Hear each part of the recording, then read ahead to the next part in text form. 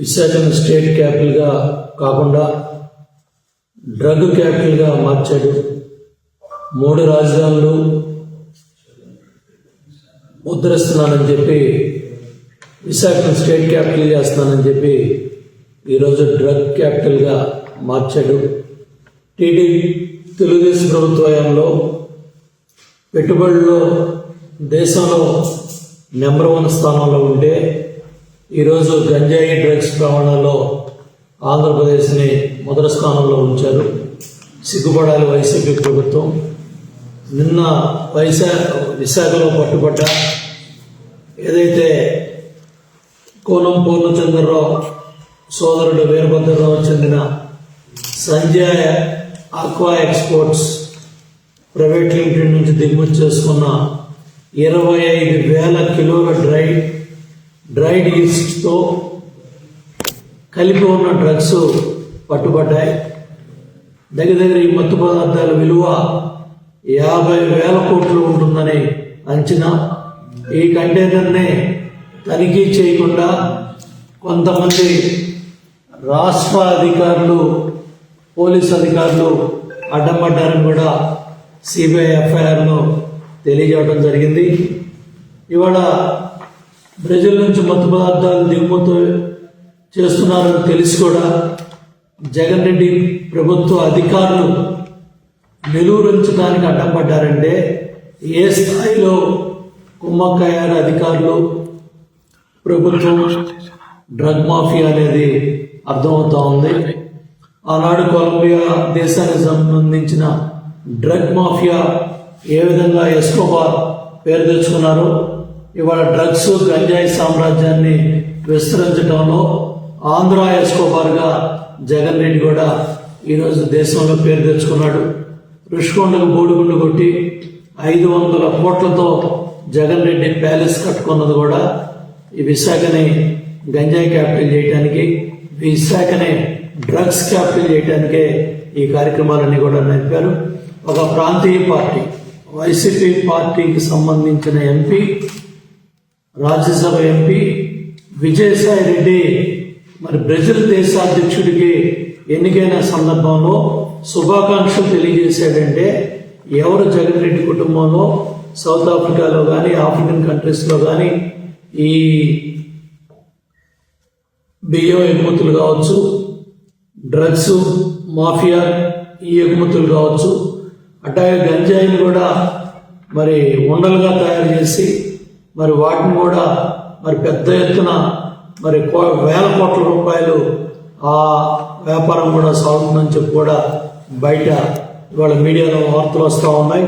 వీటన్నిటి మీద కూడా సిబిఐ విచారణ త్వరితగతిగా చేసి ఎవరైతే దీంట్లో బాధ్యులయ్యారో వాళ్ళందరినీ కూడా అరెస్ట్ చేయాలని డిమాండ్ చేస్తున్నాం. యువత భవిష్యత్తుని ఈ జగన్ డ్రగ్స్ మాఫియా నాశనం చేస్తూ ఉంది. ఎన్నికల తరుణంలో ఈ 2 నెలలు కూడా యువతని డ్రగ్స్కి బానిసం చేయాలని 50,000 కోట్ల విలువైన 25,000 కిలోల డ్రగ్స్ని దానికి సంబంధించిన ప్రోడక్ట్స్ని దిగుమతి చేసుకున్నారంటే ఇదంతా కూడా ఎన్నికల షెడ్యూల్. మరి ఆ షిప్ కంటైనర్ ఏదైతే టైం డిలే అవటం వల్ల ఈ పాపాలన్నీ కూడా బట్టబయలైనాయి. అదే ఎన్నికల షెడ్యూల్ ముందైతే ఈ వాస్తవాలు కూడా ప్రపంచానికి తెలిసే కాదు, దేశానికి తెలిసే కాదు. దీని మీద ఇమ్మీడియట్గా ఎవరైతే వైసీపీ వ్యవస్థాపక సభ్యులు ఉన్నారో, ఎవరైతే కోనం కుటుంబ సభ్యులు మొత్తం ఉన్నారో ఇవన్నీ కూడా బట్టబయలు అవ్వాలి. అట్లాగే బ్రెజిల్ దేశాధ్యక్షునికి విజయసాయి రెడ్డి ఎందుకు ట్వీట్ చేశాడో, ఎందుకు శుభాకాంక్షలు తెలిపాడో కూడా విజయసాయి రెడ్డి, జగన్ రెడ్డి రాష్ట్ర ప్రజలకు సమాధానం చెప్పాలి. సిబిఐ అధికారులకి ఎవరైతే అడ్డంపడ్డారో ఏపీ ఉన్నతాధికారులు వాళ్ళెవరో ఆటంకాలు కల్పించారో వాళ్ళ పేర్లు కూడా బయట పెట్టాలి. వాళ్ళని కూడా ఇమ్మీడియట్గా వాళ్ళ మీద కూడా చర్యలు తీసుకోవాలని డిమాండ్ చేస్తున్నాను. పెట్టుబడుల ఆకర్షణ ఉన్న ఏపీ ఈరోజు గంజాయి డ్రగ్స్కి ఎందుకు మరి వాళ్ళ ఈ రాష్ట్రాన్ని ఈ విధంగా చేశారో జగన్ రెడ్డి కూడా రాష్ట్ర ప్రజలకి సమాధానం చెప్పాలి. అట్లా ఈ కంటైనర్లో కూడా ఏదైతే వచ్చి దిగుమతి చేసుకున్న వాటిలో మార్ఫిన్ కావచ్చు, కొకైన్ కావచ్చు, హెరాయిన్ కావచ్చు, యాంబిటమిన్స్ యాంఫిటమిన్స్ కావచ్చు, మెస్కిలిన్ లాంటి భయంకర మత్తు పదార్థాలు ఉన్నాయని కూడా సిబిఐ ఎఫ్ఐఆర్లో చెప్పారు. అట్లాగే సిబిఐ ఎఫ్ఐఆర్ కూడా ఇదే కాకుండా గతంలో ముంద్రా పోర్ట్ నుంచి గుజరాత్ నుంచి 21,000 కోట్ల హెరాయిన్ దిగుమతి ఆనాడు కాకినాడ ఎమ్మెల్యే చాలా మంది పేర్లు బయటకు వస్తే ఇంతవరకు వాటి మీద చర్యలు తీసుకున్న పాపాన పోలేదు. వాటి మీద వాస్తవాలు కూడా బయటికి రాలేదు. ఇప్పుడు ఏకంగా డ్రై ఎసిడ్ పేరుతో 50,000 కోట్ల విలువైన 25,000 కిలోల మార్ఫిన్, కొకైన్, హెరాయిన్, యాంఫిటమిన్స్, మెస్కిలిన్ ఇవన్నీ కూడా ఉన్నాయని సిబిఐ రిపోర్ట్లో చెప్పారు. అంతేకాకుండా దేశంలో ఎక్కువగా గంజాయి పట్టుబడ్డ రాష్ట్రంగా కూడా ఆంధ్రప్రదేశ్ వాళ్ళ రికార్డ్స్లో ఉందని కూడా మరి ఆర్థిక శాఖ మంత్రి, కేంద్ర ఆర్థిక శాఖ మంత్రి పార్లమెంట్లో కూడా తెలియజేశారు. బ్రెజిల్ నుంచి మత్తు పదార్థాలు దిగుమతి అవుతామని తెలిసి కూడా జగన్ రెడ్డి ప్రభుత్వం అధికారులు నిలువరించాలని ప్రయత్నం చేశారంటే ఏ స్థాయిలో ఈ డ్రగ్ మాఫియా ఉందో అర్థమవుతా ఉంది.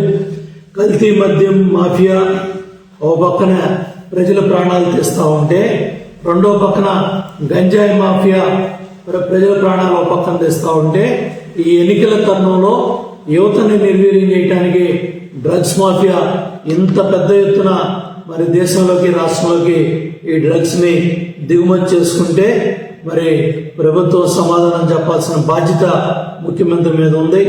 అట్లాగే ఇవాళ యువత ప్రభుత్వం చేస్తా ఉన్న అవినీతిని కానీ, అసమర్థతను కానీ ప్రశ్నించకుండా యువతను నిర్వీర్యం చేయడానికే ఈ డ్రగ్స్ని ఇవాళ మార్కెట్లో విచ్చలవిడిగా అమ్మే కార్యక్రమాన్ని, దించే కార్యక్రమాన్ని ఈ ప్రభుత్వం చేపట్టింది. కాబట్టి సోషల్ మీడియాలో తప్పుడు ప్రచారాలను కూడా తెలుగుదేశం పార్టీ మీద, మరి బీజేపీ మీద, మరి ప్రధాన ప్రతిపక్ష పార్టీల మీద, మరి వైసీపీ పేటీఎం బ్యాచ్ అంతా కూడా చేస్తూ ఉంది. దీన్ని తీవ్రంగా ఖండిస్తూ ఉన్నాం. అట్లాగే కోనం వీరభద్రరావు కూడా కరోనా సమయంలో ముఖ్యమంత్రి సహాయ నిధికి 50 లక్షల రూపాయలు విరాళాలు ఇచ్చినట్టు విజయసాయిరెడ్డి ముఖ్యమంత్రి ఫోటోలు కూడా బయటకు వస్తూ ఉన్నాయి. డ్రగ్స్ దిగుమతి అయిన బ్రెజిల్ దేశాధ్యక్షుడితో ఎందుకు ట్వీట్ చేశాడో, ఎందుకు శుభాకాంక్షలు తెలియజేశాడో కూడా విజయసాయిరెడ్డి ప్రజలకు చెప్పాలి. అట్లాగే ప్రకాశం జిల్లా నాగులపాడు మరి ఇవాళ వైసీపీ ఫ్లెక్సీలు కూడా అవన్నీ కూడా అక్కడ బయటకు వచ్చాయని కూడా తెలుస్తూ ఉంది. అంతేకాకుండా డ్రగ్స్ సీజ్ చేసే సమయంలో కూడా స్థానిక పోలీసులు, స్థానిక మరి యంత్రాంగం తీవ్రంగా సిబిఐని అడ్డుపడిందని కూడా ఎఫ్ఐఆర్లో సిబిఐ తెలియజేయడం జరిగింది. During the process of examination various officers of Andhra Pradesh government and port employees gathered at site causing delay in the CBI proceedings. దీనికేం సమాధానం చెప్తుంది జగన్ రెడ్డి ప్రభుత్వం? దీనికేం సమాధానం చెప్తుంది పోలీస్ యంత్రాంగం, అక్కడ పనిచేస్తా ఉన్న యంత్రాంగం? The representatives of importer informed that there is prediction of rainfall and all his goods might get damaged in rainfall. Hence, they requested to keep the goods inside the container for the day for its safe custody. ఇవన్నీ కూడా CBI ఎఫ్ఐఆర్లో చెప్పారు.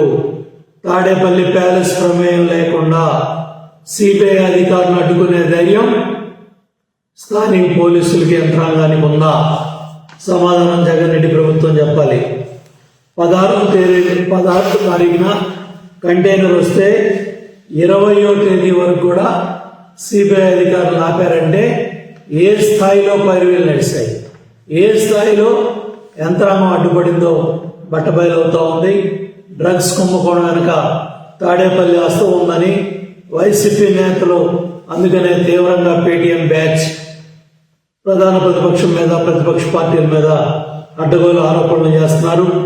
ఎంత స్థాయిలో ప్రభుత్వ అండదండలు లేకుండా drugs mafia Visakha పోర్ట్లో ఇంత పెద్ద ఎత్తున 25,000 కేజీల డ్రగ్స్ సంబంధించిన ప్రోడక్ట్స్ని దింపే ధైర్యం ఎవరికి ఉంటుందని చెప్పి నేను జగన్ రెడ్డి ప్రభుత్వాన్ని నిలదీస్తున్నాను.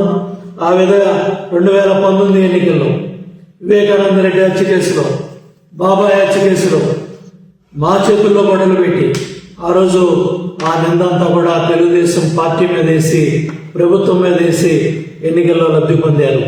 కోడికత్తి సీన్ కేసులో కూడా ఆ కోడికత్తి డ్రామా ఆడి మరి హైదరాబాద్ వెళ్ళి ఆ రోజు కూడా ఆయన ముఖ్యమంత్రి ఆ రోజు జగన్ రెడ్డి మీద మరి దాడి చేసిందని, మరి తెలుగుదేశం ప్రభుత్వం చేసిందని ఆ రోజు కూడా బురద చల్లి ఎన్నికల్లో లబ్ధి పొందారు.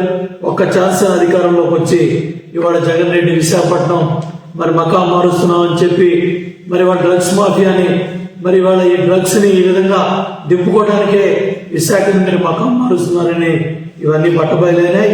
కాబట్టి ఈ డ్రగ్స్ మాఫియాని మీరు విశాఖపట్నం చేరి విస్తరించే కార్యక్రమాన్ని కూడా చేసి రాష్ట్రాన్ని లూటీ చేయడానికి ప్రయత్నం చేస్తున్నారు. మరి కాకినాడ కావచ్చు, గంగవరం కావచ్చు, కృష్ణపట్నం కావచ్చు, ఈ పోర్టులన్నీ కూడా మీకు సంబంధించిన వాళ్ళ ద్వారా ఈ అక్రమ వ్యాపారాన్ని పెద్ద ఎత్తున చేయడానికే గతంలో ఉన్న పోర్టులన్నీ కూడా మీకు సంబంధించిన వాళ్ళ దగ్గరికి తీసుకోవడం జరిగింది. గతంలో కాకినాడ ఎమ్మెల్యే మీ వైసీపీ నాయకులంతా కూడా సౌత్ ఆఫ్రికా, ఆఫ్రికన్ దేశాల్లో 7,000 కోట్ల పైగా బియ్య వ్యాపారం చేశారని అవన్నీ శాసనసభలో ప్రశ్నిస్తే దాని మీదే ఇవాళ మీరు మరి మా నాయకుడు చంద్రబాబు నాయుడు గారి మీద వ్యక్తిగత దూషణలకు పాల్పడి మరి ఈ గౌరవ సభలో నేనున్నాను, మళ్ళీ గౌరవ సభలో ఎన్నికై మళ్ళీ వస్తానని చెప్పి ఆ రోజు చంద్రబాబు నాయుడు గారు ఏదైతే చెప్పారో మరి రేపు ఎన్నికల కురుక్షేత్రంలో మళ్ళీ గౌరవ సభలో చంద్రబాబు నాయుడు గారు మళ్ళీ ఆ సభకి వెళ్లే విధంగా ప్రజలు తీర్పు ఇవ్వాలని కూడా కోరుతూ మరి వాళ్ళ ప్రాంతీయ పార్టీకి సంబంధించిన విజయసాయి రెడ్డి మరి ఆ బ్రెజిల్ అధ్యక్షుడికి ఎందుకు ట్వీట్ చేశాడో, ఎందుకు ఈ కంటైనర్లు పట్టుబడ్డాయో, దీంట్లో ఉన్న ఇవన్నీ కూడా బయటపడాల్సిన అవసరం ఉంది. ఇవాళ సోషల్ మీడియాలో పేటీఎం బ్యాచ్లతో తిట్టిస్తేనో, వైసీపీ నాయకుల్లో తిట్టిస్తేనో ఈ వాస్తవాలన్నీ కూడా బయటికి రాకుండా ఆగో. డిఆర్ఐ నివేదికలో కూడా దేశంలో గంజాయి అక్రమ రవాణాలో ఆంధ్రప్రదేశ్ నెంబర్ 1 స్థానంలో ఉందని కేంద్ర ఆర్థిక మంత్రి కూడా మరి పార్లమెంట్ లో తెలియజేశారు. కొకైన్ డ్రగ్ మాఫియాలతో మరి వాళ్ళ వైసీపీ నాయకులు, తాడేపల్లి ప్యాలెస్, జగన్ రెడ్డికి సంబంధించిన నాయకులంతా కూడా మరి వీటిల్లో భాగస్వాములు ఉన్నారు. దీని మీద మాట్లాడాలని కూడా మేము డిమాండ్ చేస్తున్నాం. ఇవాళ చూడండి, ఎవరైతే ఈ మాఫియాతో సంబంధాలు ఉన్నాయో వాళ్ళందరూ కూడా ఇవాళ బట్టబయలవుతా ఉన్నారు. ఇవాళ ఈ వాస్తవాలన్నీ కూడా బయటకు వస్తూ ఉన్నాయి. వీటికి సమాధానం చెప్తారు జగన్ రెడ్డి. ఇవాళ వీటన్నిటికీ కూడా సమాధానం చెప్పాల్సిన బాధ్యత వైసీపీ నాయకుల మీద, వీళ్ళందరి మీద కూడా ఉంది. ఈ వాస్తవాలన్నీ కూడా మీ లింకులన్నీ కూడా బయటపడ్డాయి. ఈ వాస్తవాలన్నీ కూడా బయటపడ్డాయి. వీటి మీద ఏం సమాధానం చెప్తారని కూడా జగన్ రెడ్డి ప్రభుత్వాన్ని, అధికారుల్ని మేము డిమాండ్ చేస్తాం. ఇవాళ ఎందుకు అధికారులు విచారణకు అడ్డంపడ్డారు, ఆటంకాలు కనిపించారు, వీటికి కూడా సమాధానం చెప్పాలి. ఇవన్నీ కూడా బ్రెజిల్ అధ్యక్షుడికి, విజయసాయి రెడ్డికి ఏం సంబంధం? ప్రాంతీయ పార్టీ రాజ్యసభ ఎంపీకి మరి విజయసాయి రెడ్డి మరి వీళ్ళకి